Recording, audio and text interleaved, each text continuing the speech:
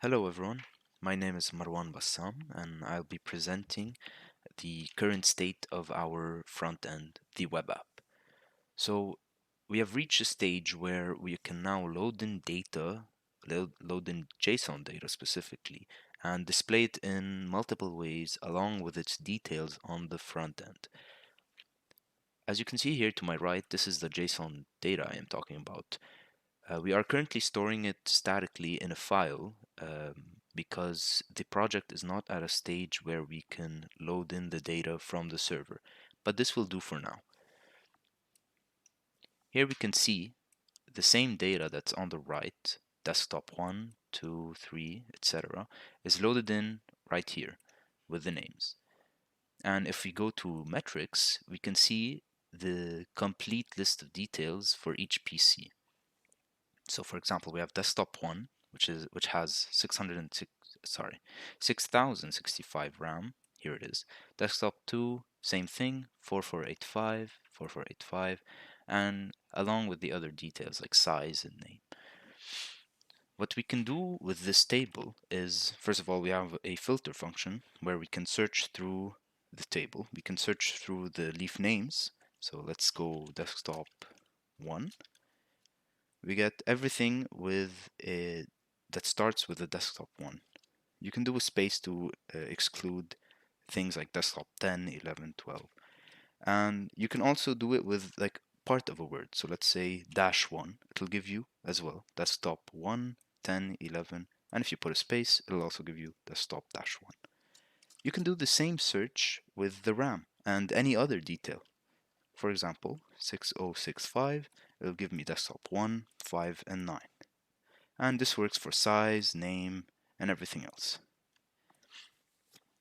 Another feature we have is you can sort by the different columns. So let's say I want to sort by the leaf names. Currently they are already sorted in descending order, so I'll sort them in ascending order. Excuse me, I'll sort them in ascending order. You can also do the same with RAM. Here we see.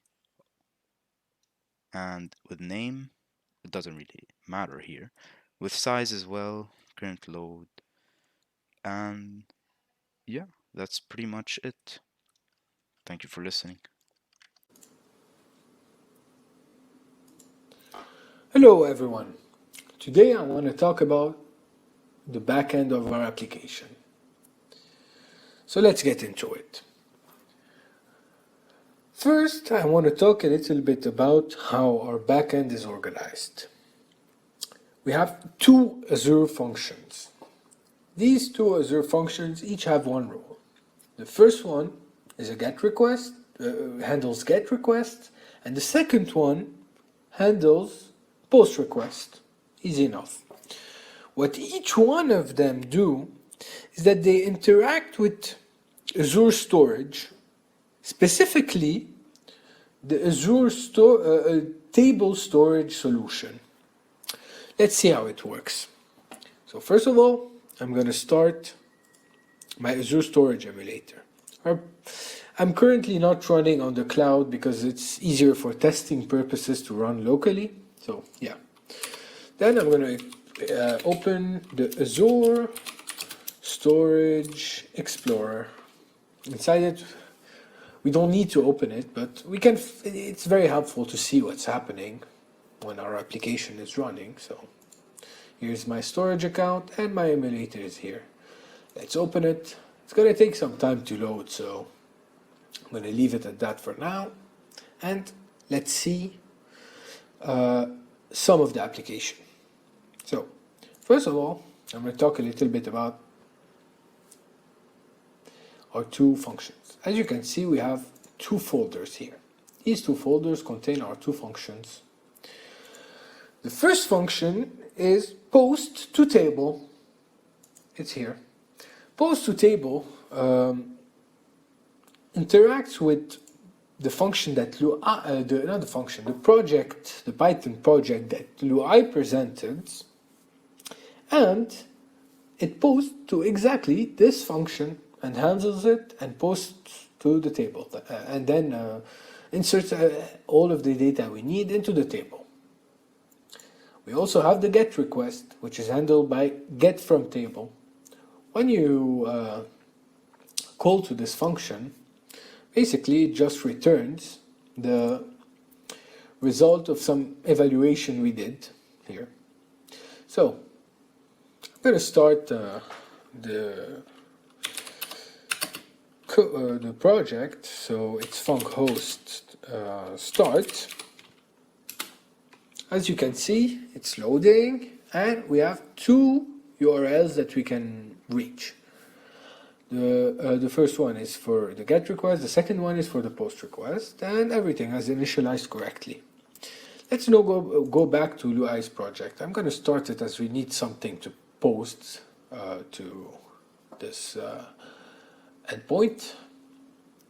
The application is starting, it's gathering some data and sending it. Perfect. Now, as you can see, the POST request has been received. It has been updated into the table. Let's look at it. Here we have the blob container, the queues, the tables. Let's open the table, and I can tell you it's this table that it's being posted to. So here we can just refresh, and we can see that we have the latest, here. Now we have the latest value for our computer.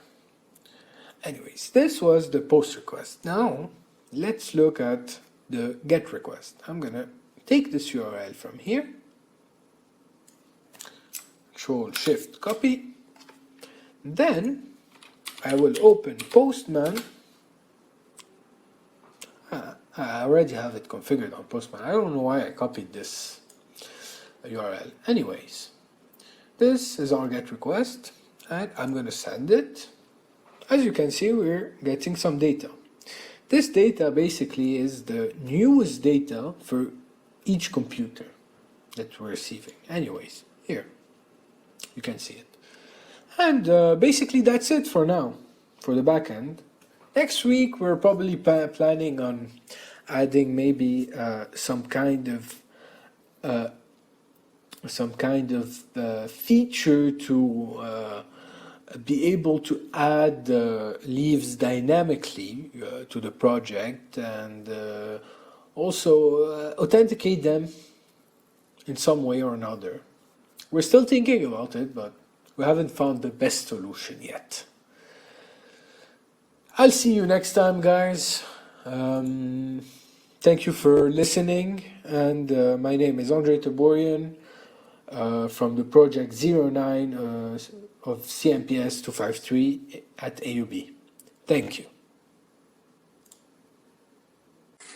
Hello, my name is Joseph Shaban, and I'm a member of the OOB team working on project 09 of CMPS 253 called PC Health. My work for last week was to get a system running to be able to send emails and SMS, in general, notifications to users of our application. So far, I have a program that works for emails, and I have been working on getting the SMS program to run. I have not been able to make it run yet. And I am also looking into integrating the system to Slack, to be able to create a notification system that encompasses both all email, SMS, and Slack. So my work for this week, for the coming week, will be on integrating both the SMS, email, and Slack programs into one entity. So to make sure they're in one place and making clever use of polymorphism, and getting the SMS, mostly getting the SMS program to run by using trying tools such as Twilio that I had gotten familiar with this past week. So this will be my work for the coming week. Thank you.